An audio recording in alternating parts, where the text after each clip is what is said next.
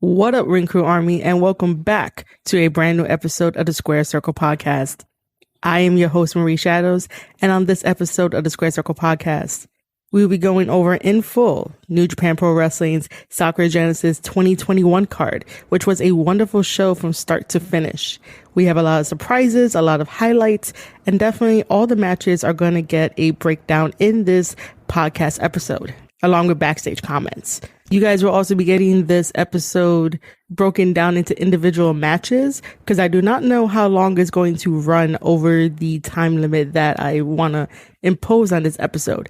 I just want to make sure that my listeners are not overwhelmed by the amount of wrestling information I'm about to give you guys in terms of breakdowns, backstage comments, and story elements sprinkled throughout this whole entire podcast. So I want to make it easier for your ears by breaking it up into smaller pieces. And because I am not covering WrestleMania week, you guys would get the individual matches of New Japan Pro Wrestling Sakura Genesis sprinkled throughout the week. And then also, when comes April 10th, that is when New Japan will start back up with the Road to Dontaku series, and that's going to be amazing. When we get closer to April 10th, I will definitely have a preview episode of the Road to Dontaku series for you guys, talk about the matches of the lineup of the card, and give my predictions for it. So let's just jump right into New Japan Pro Wrestling's Sakura Genesis 2021.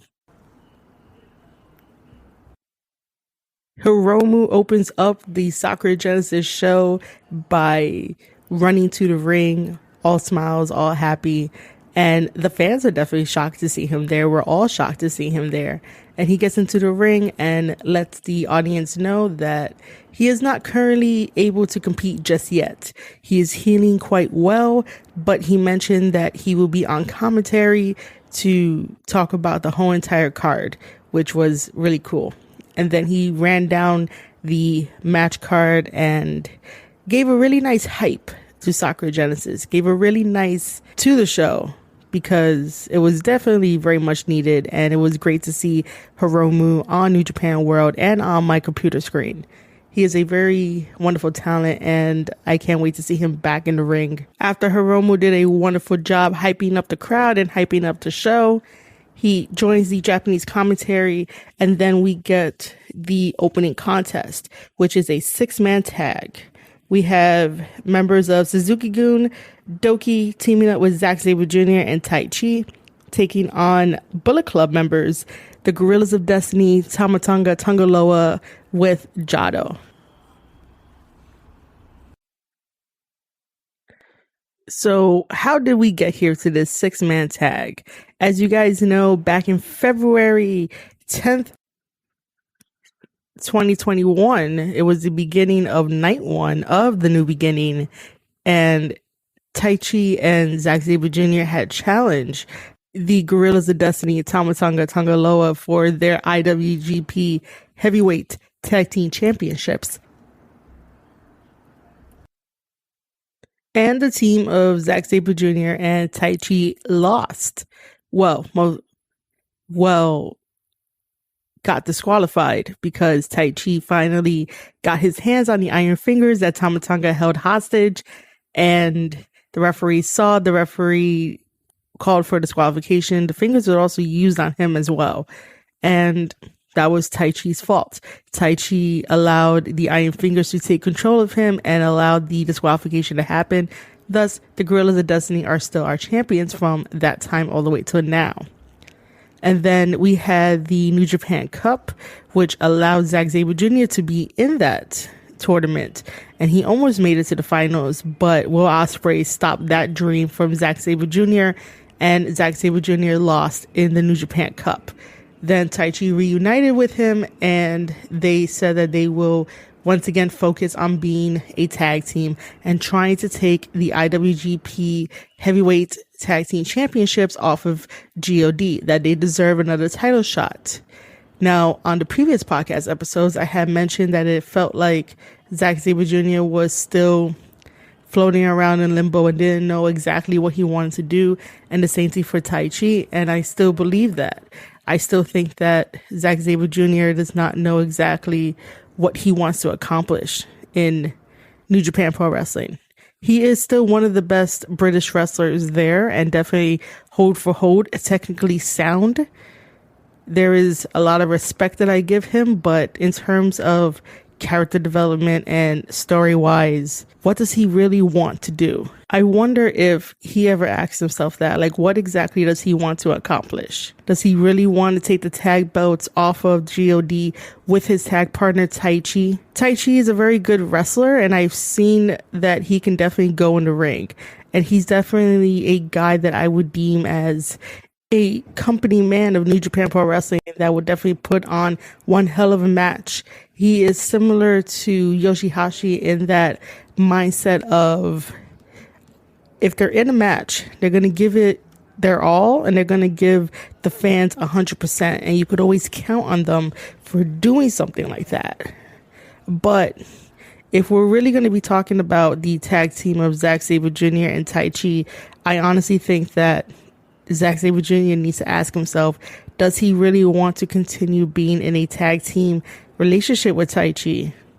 Maybe Taichi is the dead weight because all Taichi cares about is those iron fingers. And I know that those iron fingers were promised to him by Takashi Iizuka, and Taichi uses it as a weapon the same way that he would have used it on his opponents. But then again, we go back to the same thing of, what more can Zack Sabre Jr. and Taichi do against the Guerrillas of Destiny? And what more can the Guerrillas of Destiny do against Zack Sabre Jr. and Taichi? So let me just quickly get into the backstage comments of this Sakura Genesis match, of the 6-man match that I'm supposed to break down for you guys. So during the backstage comments, and this is definitely going to be a spoiler alert, yes, the finish of the match is that Tanga Loa gets rolled up and a bridge pin combination by Zack Sabre Jr., and that allows the team of Douki, Zack Sabre Jr., and Taichi to pick up the victory over the Guerrillas of Destiny and Jado. So during the backstage comments, Tanga Loa is definitely disappointed, but he definitely says that Zack Sabre Jr. did not beat him, and he did not beat the Guerrillas of Destiny, and that they do not deserve another shot at their IWGP Heavyweight Tag Team Championships. Tanga Loa then issued the challenge right back to Zack Sabre Jr. and saying that the only way that Zack Sabre Jr. and Taichi get a shot at their championship titles is to go through Loa. If Zack Sabre Jr. can defeat Loa in a one-on-one singles match, then Taichi and Zack Sabre Jr. gets a shot at those tag team championship titles again. And then after Loa is finished saying what he's saying, Tama comes in with a letter from Iron Fingers, and Iron Fingers does not want to be with Suzuki Gun, and Taichi doesn't treat the Iron Fingers right, and that Bullet Club is way better and cooler, and Iron Fingers wants to be with Bullet Club. And again, Tama issues a challenge to Taichi, and it is granted. So coming up on May 3rd for Wrestling Dantaku 2021, night 1 of Dantaku, we're going to have Zack Sabre Jr. taking on Tanga Loa. And then we're going to have Tama Tonga taking on Taichi in a ladder match for the Iron Fingers. Now, my only thing is that, why are we still doing the same old storyline? I thought that once G.o.D defeated Zack Sabre Jr. and Taichi, and that Taichi got the Iron Fingers back, that would be the end of that story. And then we get another layer to this rivalry where maybe Zack Sabre Jr. could have taken the lead in the narration of this story, rather than falling back into the comfortableness of using the Iron Fingers in this story. I do appreciate New Japan Pro Wrestling with their long-term storytelling and their ways to incorporate stuff that happened a couple months ago and make the environment work for their stories and everything involved. But I honestly thought the Iron Finger storylines were done once Taichi got it back, and then Kenta decided to just mess with Yoshihashi and getting the bow staff and calling it Bo-chan and having this love affair with it and just messing around with chaos. And I just think that while it's cute and fun and lighthearted, there should definitely be some more value and at stake feeling behind these stories and not just a simple let's steal something that the other guys have. Having a ladder match between Tamatonga and Taichi is definitely going to be a first for me to watch and definitely for me to review, and I can't wait for it. But at the end of the day, I want these guys to come up with something new and clever, and I really think that Zack Sabre Jr. should take the narrative forward rather than having Taichi do it. Because then we're going to end up back in the same circle and then nothing new is really going to happen. I know that these guys have all the potential in the world. They're great. They're at the top of their game for a reason, and they're pushing the tag team division for a reason. And I just want to see these guys step out of their comfort zone and not rely on the silly gimmicks of the Iron Fingers just because it's fun and lighthearted. I want to see the very best between both tag teams and to tell me a different story. If it has to get personal, let it get personal. Sometimes getting personal brings out the best in both tag teams. All right, so let's go through this 6-man tag match. All competitors are in the ring and they start off by attacking each other. And we finally get some order to this chaos by having Douki and Jado start things off in the match. Douki does a DDT to Jado, and then Jado sends Douki over the top rope. Tama is still on the outside, so he sees Douki and throws him into the barricade. Zack Sabre Jr. goes after Tangaloa, which Tamatonga comes in and breaks up that little fight. Douki is finally back into the ring, and Jado slides Doki's head across the rope. Some old school moves right there. At one point, Jado shoves the referee down and he tries to go for a cover, but the referee will not count that. So Jado instead goes for a chin lock on Douki, and then both men get up to a vertical base where a shoulder tackle happens to Douki. Obviously, that is from Jado himself, and Jado tags in Loa, and Loa does some snap suplexes and even a delayed vertical suplex to Douki. Loa then tags in Tama. Tama tried for a suplex, but Douki counters it with a roll-up, and Tama kicks out. Douki is now in the corner, and he gets the boot up when Tama charges directly at him, and then Douki dodges Tama's elbow to do a swinging DDT to Tama to create some type of rest, because Douki at this point has been taking a beating by Bullet Club. Douki manages to get the tag in on Taichi. Taichi comes in and does the Greco choke to Tama, which apparently it is a legal chokehold. Loa comes in and breaks it up, but Taichi does the Greco choke to Loa as well, and then turns his sights on Jado, and then turns his sights on the referee, but the referee gets out of the ring before Taichi can do anything to him. Tama then stops Taichi's little tyrannical reign around the ring with this choke with the Tonga twist. Now we get to Zack Sabre Jr. facing off Tonga Loa, and Loa has so much muscle and strength that Zack Sabre Jr. is not going to take him down very easily. So Zack Sabre Jr. charges at Loa, but goes down right away. He recovers and puts Loa in a guillotine choke. However, Loa just manages to drive Zack Sabre Jr. into the corner pad, and this stops the momentum of Zack Sabre Jr. just for quite a second until Zack Sabre Jr. decides to give a flurry of forearms to Tonga Loa, but Loa is absorbing each and every forearm given to him, and Loa is backing Zack Sabre Jr. up into the opposite corner of the ring. Zack Sabre Jr. realizes that he is in a pretty bad predicament and decides to counter Loa and goes for a cross arm breaker. He gets it, but rolls over onto his stomach and escapes Zack Sabre Jr.'s attempted cross arm breaker into the OJK on Zack Sabre Jr.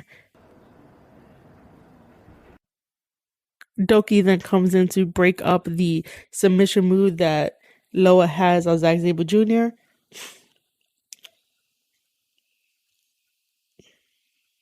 And then Douki does a step up enziguri to Loa.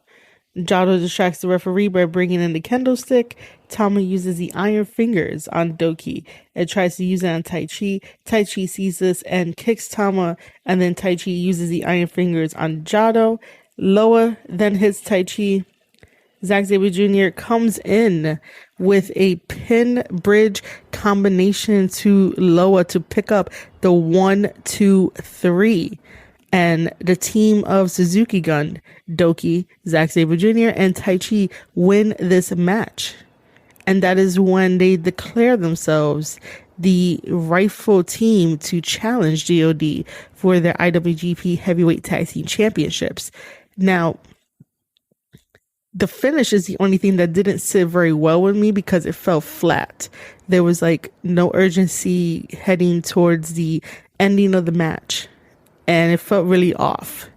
And this is G.o.D's first night back after their grueling back-to-back Castle Attack and Castle Attack Night 1 and Night 2, that whole entire little mini-series. And then they had some time off and then they came back. And then all of a sudden it's like, maybe they weren't prepared yet for this match.